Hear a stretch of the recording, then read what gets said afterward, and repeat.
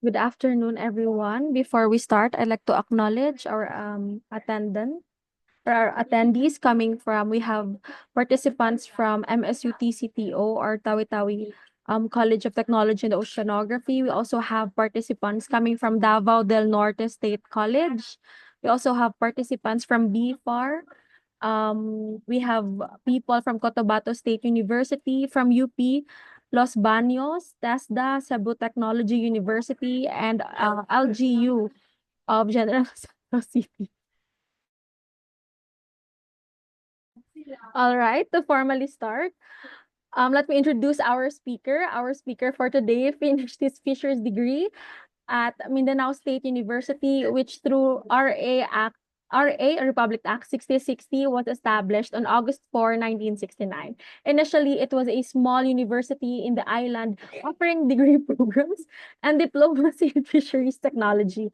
Its mission is to fulfill its mandate that MSU-TCTO shall one, provide relevant quality education, especially to Muslims and other indigenous groups, promote environmental conservation and sustainable utilization of fisheries and marine resources, develop and transfer new knowledge and innovation technology to the community, and engage stakeholders in peace and socio-economic development endeavors.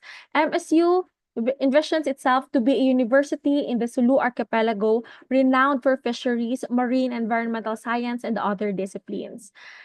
So, ladies and gentlemen, our speaker for today, during the 2008 licensure examination for fisheries professionals, he placed first all over the Philippines. He also went to Japan as part of JASU program to conduct a proposal piece on research for his master's degree, which is a part of the University of the Philippines Visayas Master's Program. He got his scholarship he got his doctorate degree rather from the same university and was a recipient of DOST PICAARD Scholarship, which is one of the most prestigious scholarships here in the Philippines, and is now a board director of PICAARD himself. After his PhD, he went back to his hometown in Tawi-Tawi to share his experience and education to his fellow Tawi-Tawinians. And now, with the advent of technology, he aims to share everything to people beyond the island he is in. Ladies and gentlemen, Dr. Yashir Juma. Hello, good afternoon. Good afternoon sa lahat, and thank you for your attendance at the Zoom. So, this afternoon, we are just going to show you our routinary sampling procedure in one of the species that we maintain here at the facility. By the way, we are here at the facility of MSU-TCTO multi-species hatchery, and we would like to share to you particularly the species Abalone, which is the Halitus asinina. So Halitus asinina actually is the commercial species of the abalone here in the Philippines.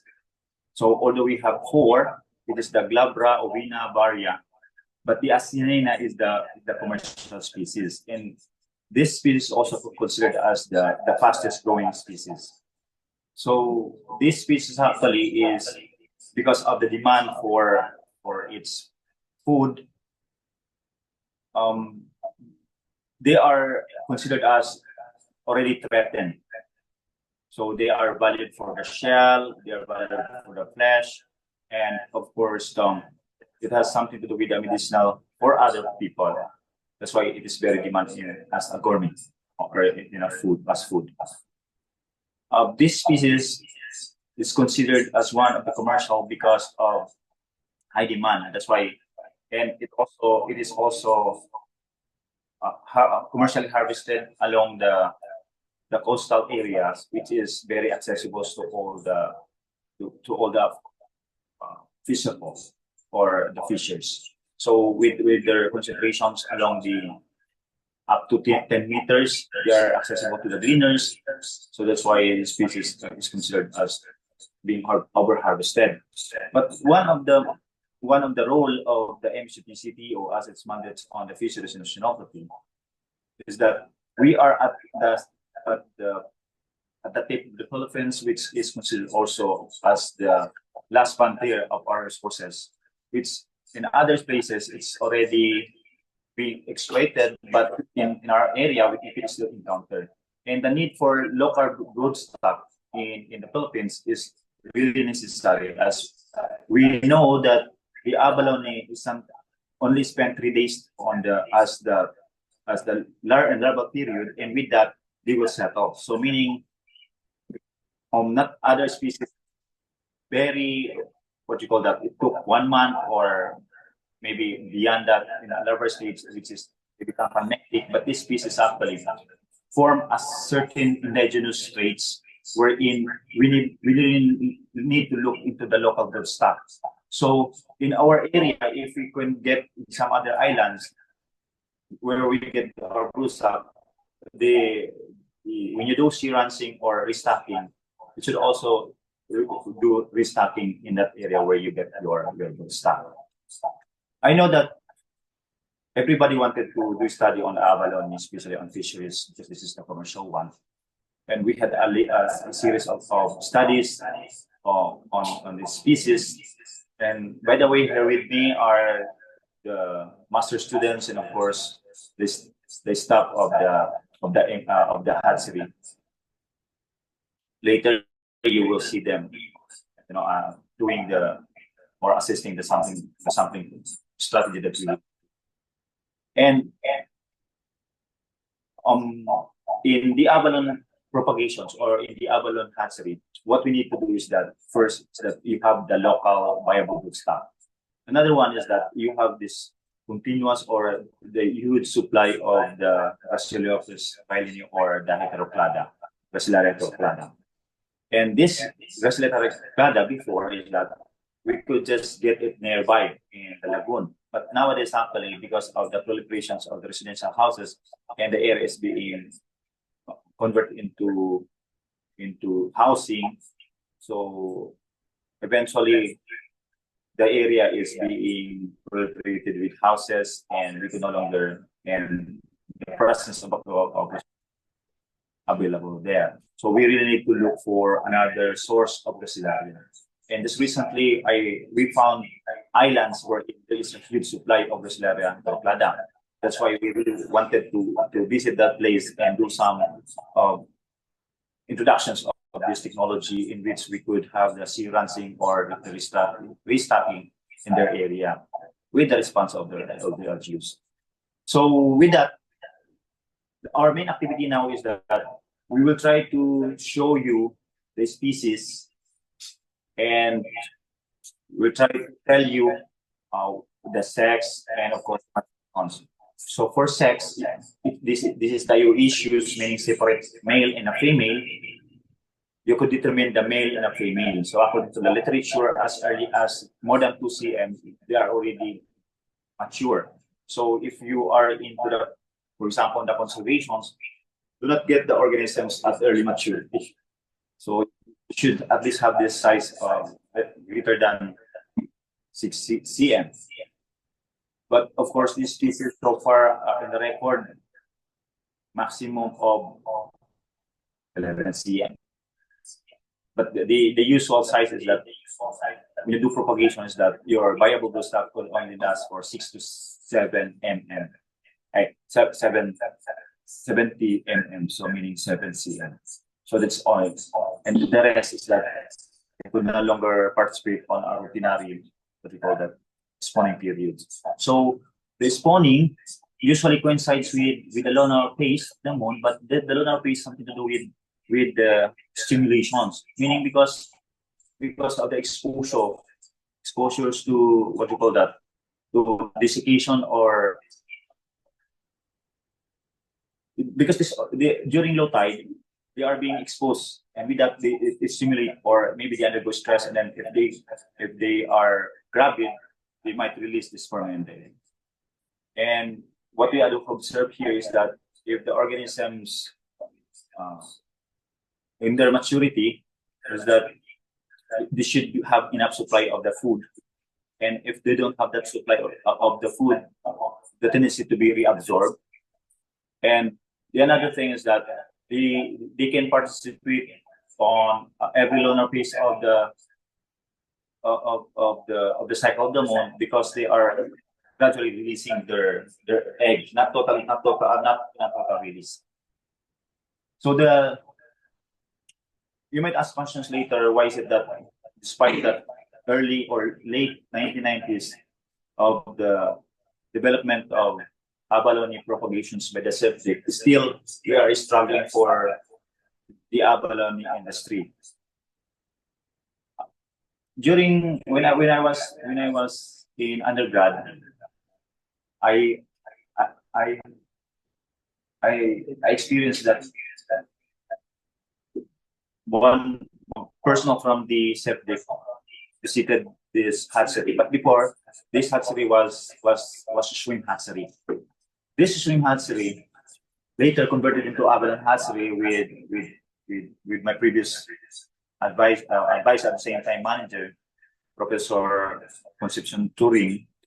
She brought here Encena and the second from the seedling. So what we are doing here actually is the technology coming from the seedling. So with that, I think in the country we are the second from the septic that still maintaining the abalone, if not other hatchery. But by that time, another breakthrough in the southern tip of the Philippines is our hatchery. So during that time, because of continuous supply of this Cellaria, we could even go commercialization. We already sell monthly juveniles at a rate of 10 pesos by that time. But now it's mainly our organism is mainly for research purposes by the graduate students and of course by the undergraduate students who are into fisheries and aquaculture. So with that, and another thing that we observe here is that there is also what we call the problem in the source of the broodstock, aside from the food. So that's one of our struggle in the hatchery, where we no longer maintain a viable broodstock, and of course, we could not also maintain the great number of the broodstocks in our operations, and also another thing that we would like to know here is that if you could just have a natural environment as for maybe for their settlement, because there are some fishermen, maybe a collector wanted to do abalone propagations in the area where we could do some what you call that. Maybe we could look for the very enclosed area for this settlement.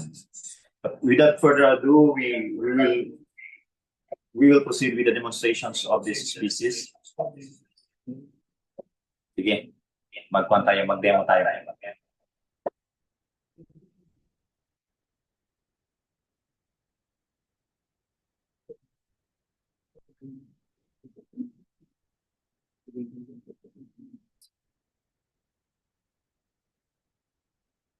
Okay, so yeah. So here we have the abalone. Say hi to them. Ito si Nuriang. She's doing what you're doing on. She's doing on. I mean, she's the one who's in charge on the psychology lab. But of course, she's also into abalone, particularly on the larval development, because we wanted to know the larval development of this abalone, and we wanted also to examine or to what do you call that, to study on the effect of the fertilizations or fertilized on the larval development, because there is a rampant use of the organic fertilizers in our area, and of course we are also into a different use of because metamorphosis in the abalone is really very, very important. And of course, because with the cues, there's substance that trigger the metamorphosis of this abalone larvae, and with that we are into a different compounds. So let's have the they are focused on determining the sex, particularly the sex. So if this is the abalone, just be careful on removing the abalone from the substrates because the abalone has blood like other species. So of course it does hemolymph, but what we are seeing here is that this is already a mature abalone. And now let's take a look of what particular sex, or is it a male or a female. That's one of the things that you really have to understand or to know before you are into the propagation. So with that, aside from choosing the bioavailable stuff. So now let's take a look into it. But of course, this one is already spent, and if the organism is spent already, you cannot determine whether it is a male or a female because there's no colorations of the gonad. Okay, another one here is that we'll try to see the other one. So on the here, I think here is the female, but it's not the size of the gonad is not yet big. So we'll try to see the other one. Maybe we could see the bigger one. Not yet. This is more. Oh, okay, so this is a male. This is a male. The male is characterized by a whitish or orange cream. So that's the gonad. So the first thing that you have to see is that you just flip this one, leave it there, do not much force on the organisms, and then try to see the underneath of the shell. Try to see it if it is a male or a female. So in this case, this is a male, and we'll try to see. We hope that we could show you the gravid one, the stage 4. So we'll try to see. Okay. This one is a female, but we could not. They're gonna stop with. May I see the other one? Can you show me? Okay. Try to see. Give me the other one. Okay. So spatula. We are using spatula for smooth removal of the species from the crevices. They are just attaching. They attach firmly on the substrates. So with that, we need a spatula to remove them. So in this case, just a little bit of tickling on their muscles, then eventually they will give up the muscles. So it's the proper way of removing. Do not force the organisms. You might lacerate the organisms and eventually the organism. So this one is a female. You try to see the female is that the greenish one is the female. The greenish gonad color is the female. And another one.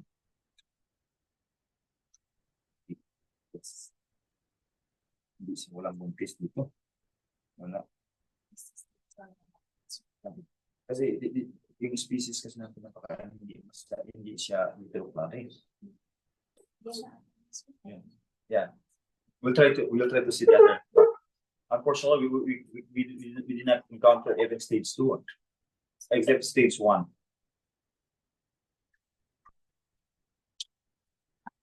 So this one,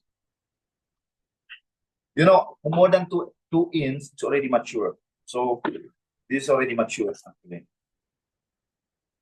You can see already they're developing.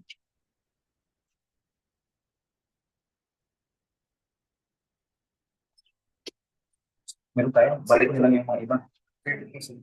Yeah, so, yeah, this one, we'll try. Okay, just get the end to end, hold the organisms. So here, if you try to see the color, there's a creamy or white or orange or whitish color. You can see that is a male. Usually in this organism actually, the sperm develops easily compared to the egg. So you can encounter a gravid male every now and then.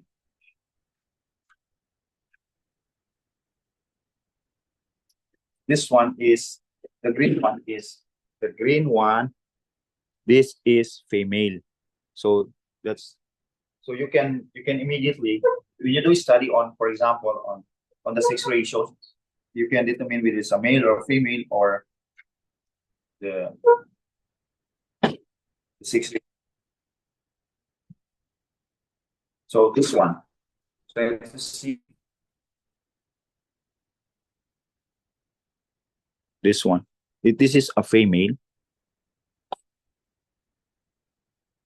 the green one is a female.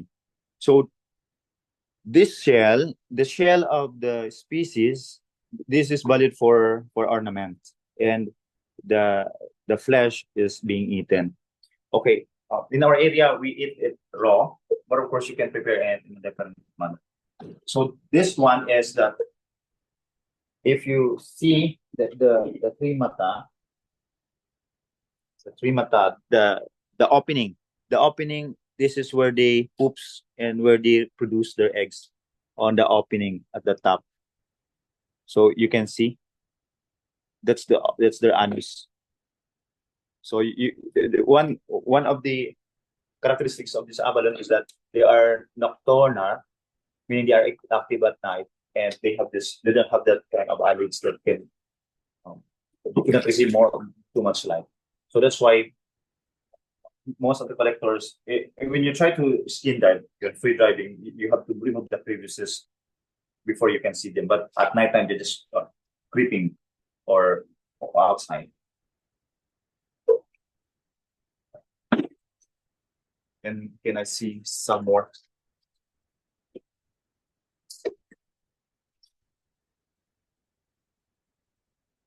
Things natin na natin.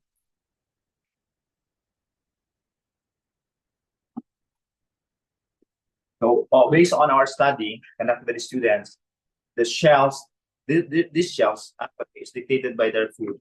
So if you are going to feed them one kind of food, for example, the dorbele or the red seaweeds, these shells tend to become red. But if you try to feed them into ulva, the green one, they feed it, they become green. So, but the common colorations of these abalones like this one. We'll try to see into the still, because we'd like to show you the gonad maturation of one, the stage 1, stage 2, 3, 4.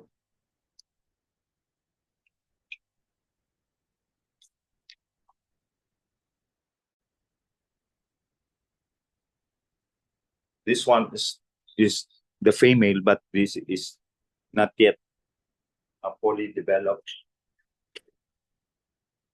One way of determining the gonad bulk index for the gonad is that we are following the technology from Sitec, wherein we could just let it see like this one and try to see if it is 55% cover or 75%, 75% cover.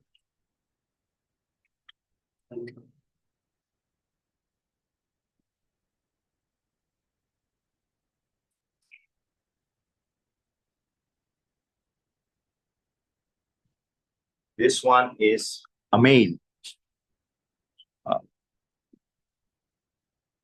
So if you try to see the whitish or the orange or the creamy part, those are the gonad of a male. That sperm. Female.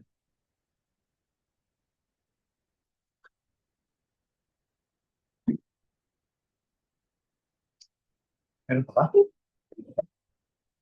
I think we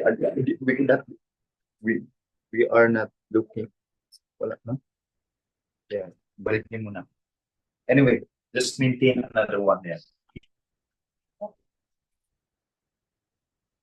May I see the bigger one? Meron ba? Sige, ito, meron ba? Yeah. Tapos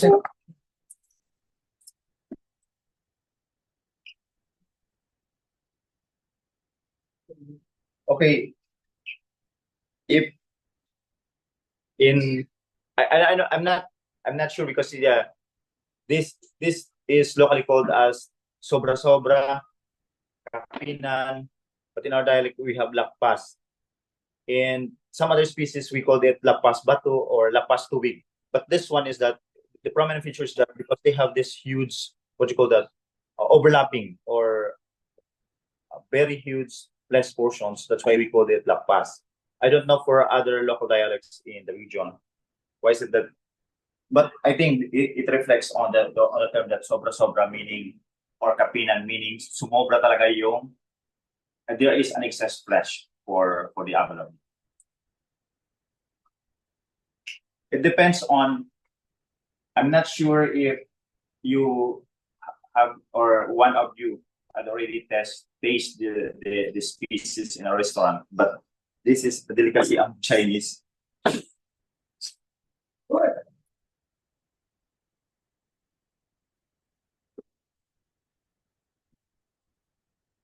So this one you can see.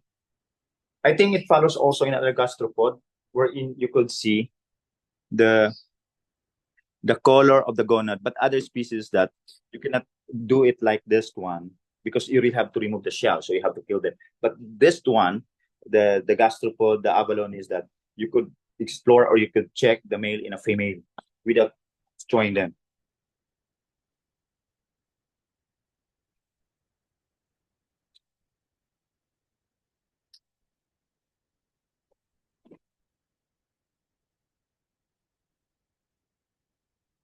Um, anyway, so if you have now, we are on the Q question and answer.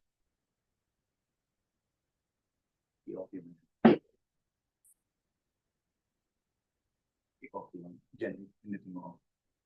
Yan, yan, yan. Hindi, yan, yan, yan. Yan, okay lang ito. Yeah. Hindi, okay pa. See.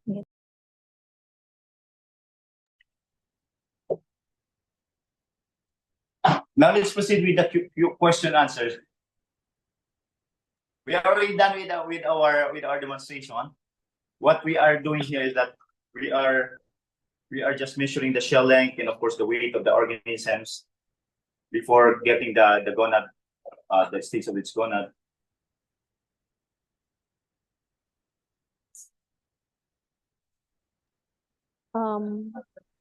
Doc Juma, is this the question and answer portion na ba?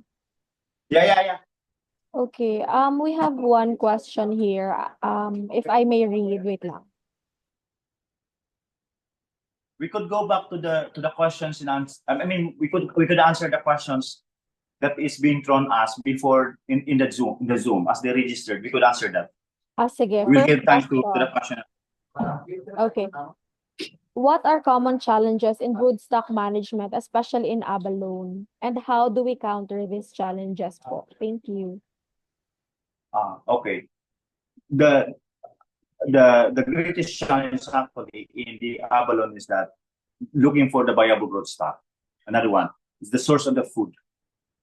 Okay, the source of the food is that so far of all the studies that we conducted, of all the feeds that we explore, that we tried, is that only the Gracilaria trochada or the Gracilopsis bailini that can make these organisms gravid. So if you do not have that Gracilopsis bailini, is that you could not obtain a gravid abalone or abalone.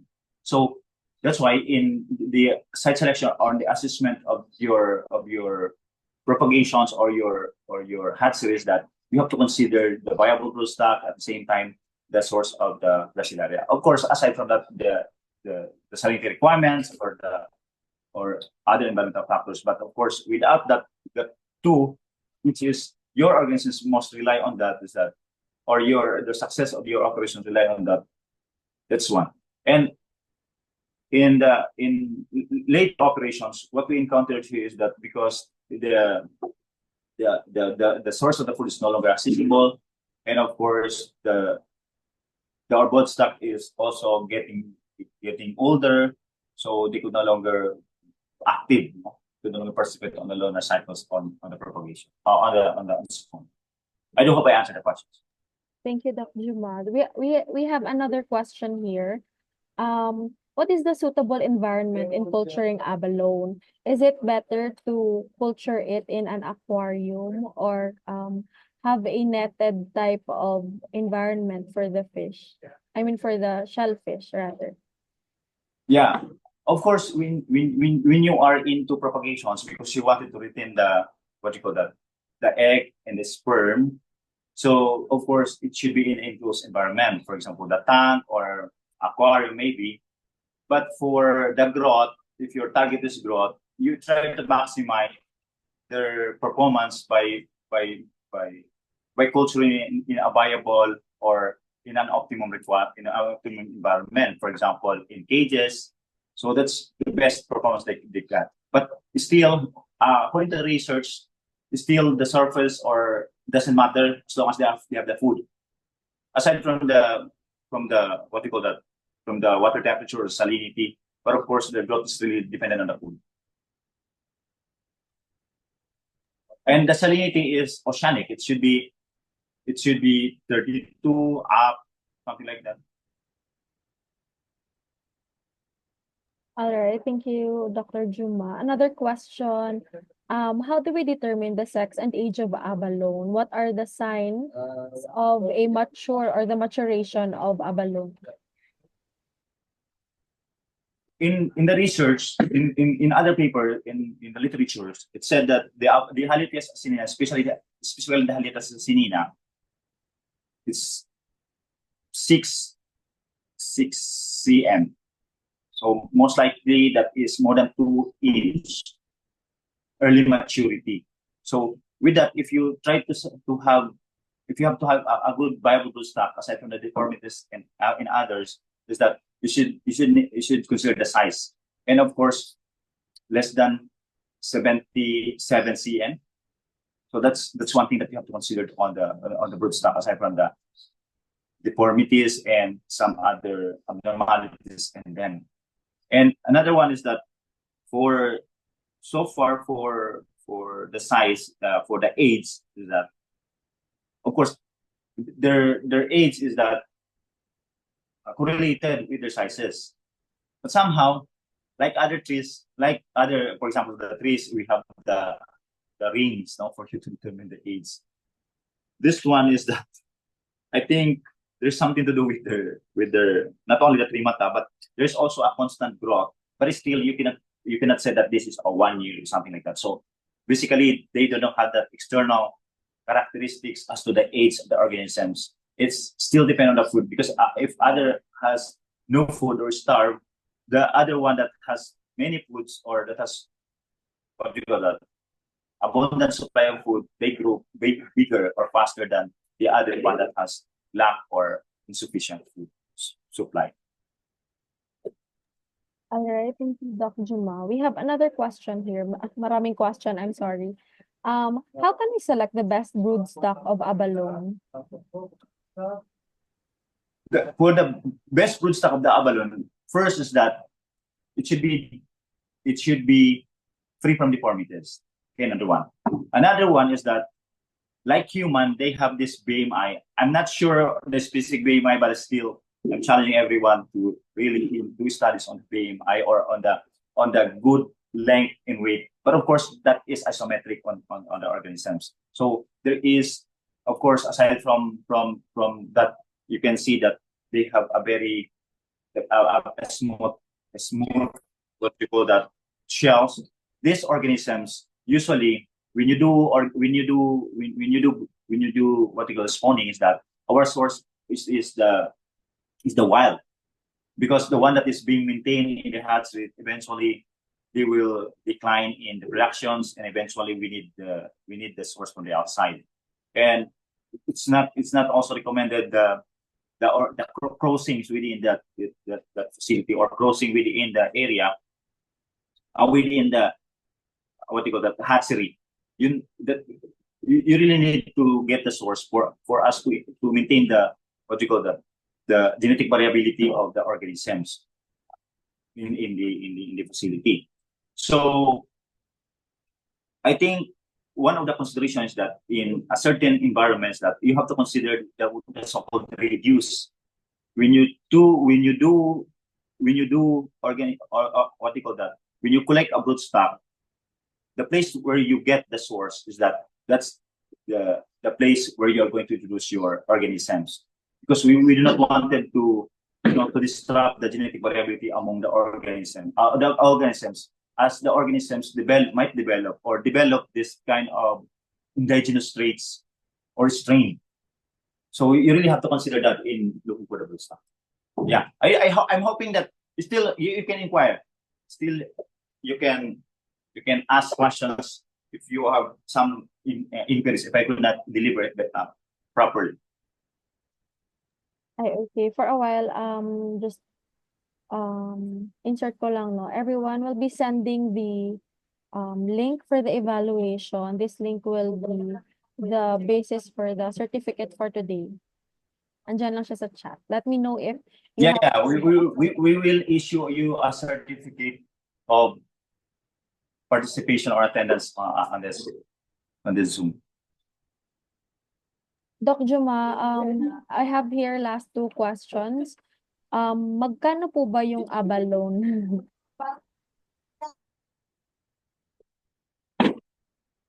Abalone, during my time, live per kilo, I think it's before it's 300 to 350 in our place. But I think nowadays, how much? 1,000? 1,500? There is a special way of getting because that's the one that is being in the market is that they use hook. So why is it expensive for the broodstock is that they dive and then they detach it manually. So that's why it's very expensive. For other broodstock is that because as I explained, this species has no blood clot. So if they are being scratched or lacerate, they don't have that blood, and eventually in a few days it will die. So with that, it needs extra care. So for you to have this, they have the special price if you wanted to have the broodstock. I see. So parang hemophilic pala sila, like the royal. Charot. Yeah. I see. Okay, last question. Doc Juma, can I culture abalone in our pond? Given that you've answered earlier na pwede, can you give him tips daw po ba to have a Yeah. successful? Upon one thing that you have to consider is salinity. If that is fish pond or the earthen ponds wherein there's a fluctuation of salinity, you might encounter this mortalities. So you have to consider the salinity. As long as you can maintain the salinity, there's no worry. You can still rear the organisms with that because you need salinity range for the growth and for their survival. So that's one thing that I could tell you. Aside from the food, aside from the oxygen that they need, those requirements, you really have to consider the oceanic, what you call the conditions, because these organisms is that you can encounter it in the corals. So the corals, they are attaching on the corals. So you can see that the corals has this oceanic, what you call that, features or oceanic conditions. All right. So far, yun lang yung questions. To the participants in this Zoom, we will be uploading this sa YouTube channel ni Doc Yash if you'd like to access it. But when you're in the Zoom, you can take advantage of the opportunity to ask him now kung may questions kayo. All right. So also, I'd like to remind everybody with regards sa evaluation form to please fill them out now. And if you still have questions, if you want to ask questions kay Doc Yash yourselves, you can just raise your hand and then you can unmute your mic. Doc Yash, You can directly answer it via Zoom live. Okay. Maybe your students there would like to ask questions sa live.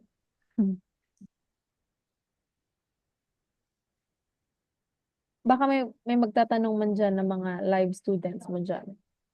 Okay lang sila dito, okay lang. We will prioritize the outside. I eto personal question kasi I myself hasn't tried ano pa, abalone. How do you prepare it ba? What's the best dish to or Mm, recipe with abalone? the abalone is that is being eaten raw. In our place, they are eaten raw, pickled. But when I taste the adobo and some other dishes, it's so delicious because they are mollusks. They are mollusks. One of that mollusk is cephalopods, the gastrospod. So you can compare it with squid or with octopus, with corns. The most closer is the corns, and of course those because these are mollusks. So I think the most common is that lupus or the squid.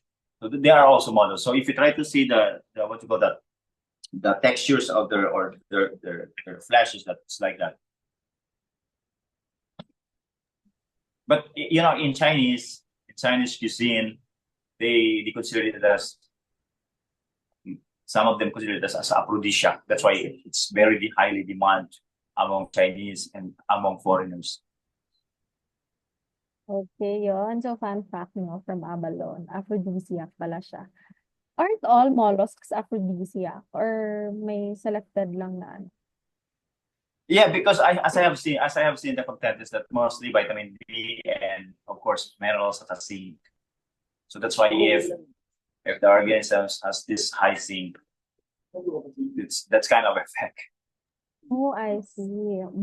Fascinating. All right. So I no longer have any questions on our may nag-chat. Let's see. Okay, there's a question from Sir Saharo.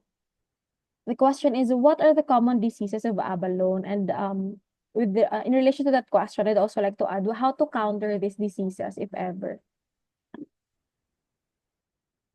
Diseases of the abalone. Yeah. There is unreported diseases of the abalone actually. When in fact during my time when I was a technician, I have this whitish on their flesh, which I do not, yeah, until today, which I have not seen any reports on like that kind of disease. But when you try to examine the disease, is that they had this what you call that, as you slapping of their flesh. I was not able to determine if this is bacteria or virus, but when you when you do not remove it, it's kind to be contaminated with other abalone.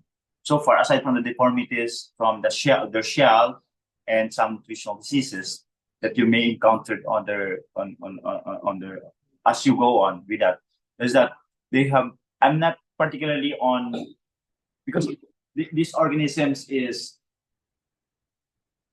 there's no such so much report on the diseases on the abalone.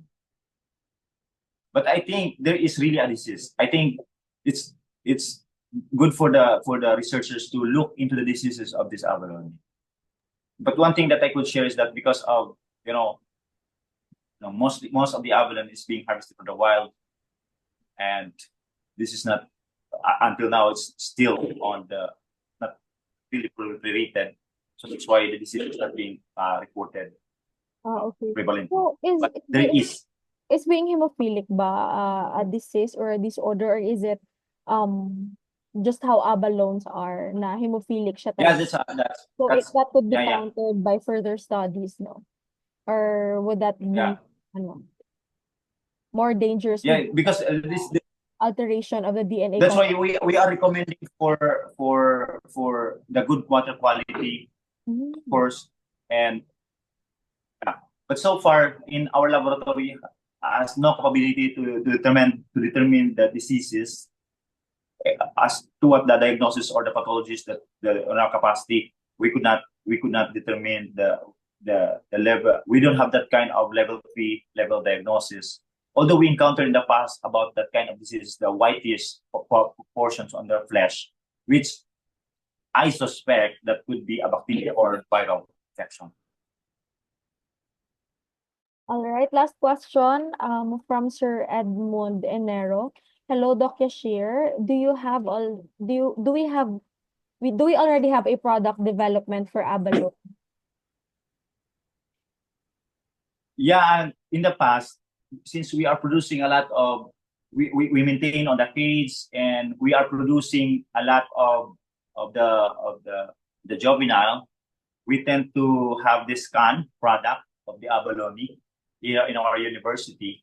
But now, because of the limited supply of what you call that, or totally, we don't have that. We don't have that commercial abalone anymore in our university. We don't have that raw, what do you call this, raw abalone to be processed, and in the market is in demand. It's getting expensive. Before during my time, that was in 2007. We only bought it at 300 to 350 during my undergrad thesis. But now you could no longer purchase it at 350. They are asking for 1,500 per kilo live. Okay. So currently I'm flashing the QR code for the evaluation last call, no. And may we request, sorry, I think there's okay, thank you, Daldo. Last question, meron pang nag-add. Raw abalone with shell po ba ang 1,000 peso na price, or iba man yung price if walang shell? Yes. What I'm telling you about the 1,500 is that if you are into Broodstock and then you want to order, so because they need to have a special care and a special, what you call that, transportation technique, so that's why they are in demand on, or they are asking for a special price. But I'm not sure for the flesh alone in our area. I think that's not so expensive as 1,000 for the flesh. I'm not just updated on the flesh of the abalone in our trade in the market, because you will not encounter it in the market, in a wet market. You will encounter it. You will encounter it in a trading establishment in our area, wherein they will process or maybe salted, and then they immediately brought it to Zamboanga, Cebu, something. But for live, they wanted a special price. All right. Sorry. Thank you, Doc Jumano. No more questions. Another question from Nang Dominguez. I know this participant. Hello, Nang. I'd like to share, if curious po sila sa market price here at CEFDEC, it is sold at 600 per kilogram market size. Actually dito sa Iloilo din, no. Sa mga Marriott na hotel, they're selling it for 800 na, tapos naka-plating and stuff, pero parang individually. Thank you po. 800 per individual? Yes. Pero na siya, fancy plate na siya with dahon-dahon and a little bit of parang lemon lang. But individual, because I was not able to, I did not experience going to the restaurant and then ordering the abalone. No, I did not experience that. I know. I repeat, the 1,000, I think that's special price for the Broodstock, where you could demand for the viable one. All right. There's another question. But that is 1 kilo, 1 kilo. 1 kilo, per kilogram, market size according sa CEFDEC. From Jem, may I know po yung fecundity and ilang araw or weeks po ba mag-hatch? The larva period until settlements, it's only it takes only 3 days. That's only 3 days, no? From the hatching to settlements, if you have this a good environment for them to settle, of course, with the provision of food, of the settlement queues. Okay, so as to the fecundity, of course, the fecundity is positively correlated with their sizes. But I think the bigger one is at 7 cm. They have this 700,000, or maybe at 2.5 cm, or maybe that's their fecundity. So it's only the range of having the 200 something or 500 something thousand so far. Unlike other species, such as the bigger one, it reaches about millions. But the Acelina so far, the reported one is up to something 700,000 eggs. Fecundity, yeah. But it still depends, because some others that on the partial spawning. So that's so far available in the literature. Thank you, Doc Juma. I think may we request everyone, no, as we are nearing the end of this session, to please turn on their cameras for photo documentation purposes. So we can see everyone dito sa Zoom. I'll remove the pins para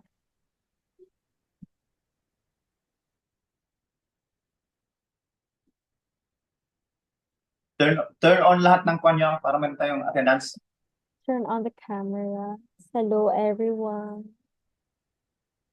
Hello, special mention kay Nang Dominguez. Alright. I'll count to 10 para ma-pressure, char.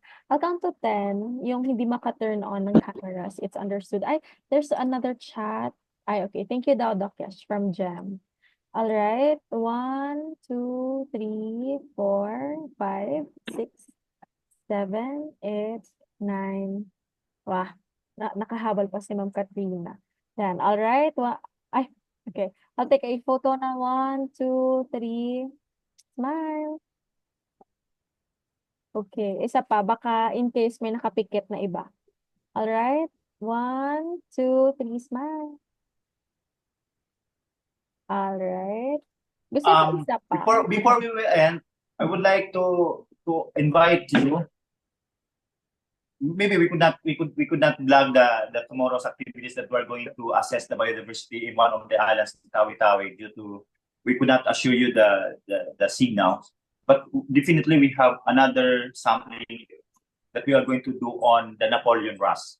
So do not miss it because sighting of Napoleon rust alone is very difficult in our country. And it's only the Tawi-Tawi that could only showcase the species Napoleon rust, which is the most dangerous species, which we are currently conducting a study, particularly on the feeding trial of the Napoleon rust, because we wanted to have the capture fisheries based what do you call that something to do with the stock enhancement. Okay, so we will later on we will release it to the environment so they reach the what you call that beyond the plate size or the broodstock. So we had already secured the TCTO permit, so that's why we are very confident to broadcast it, and I know that it's only the Tawi-Tawi or the MSU-TCTO that could really, even our grad students that could really do studies on the Napoleon rust. So I'm expecting each of you to be part of our of the Zoom on the Napoleon rust. I hope I could show it to you on this coming Sunday. Thank you guys. Thank you for attending to our Zoom. Yes, thank you everyone. Or you could wait for it sa aming YouTube channel. Charot. Just search for Doc Yash. It's his face. Yung yung photo mismo para you can access our recordings and our other videos na rin. Thank you everyone.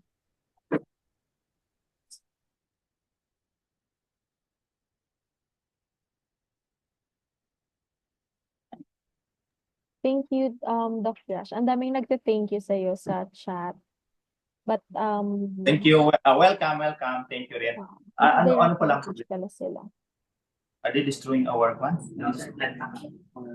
Bata-bata. Ano ko? You destroying.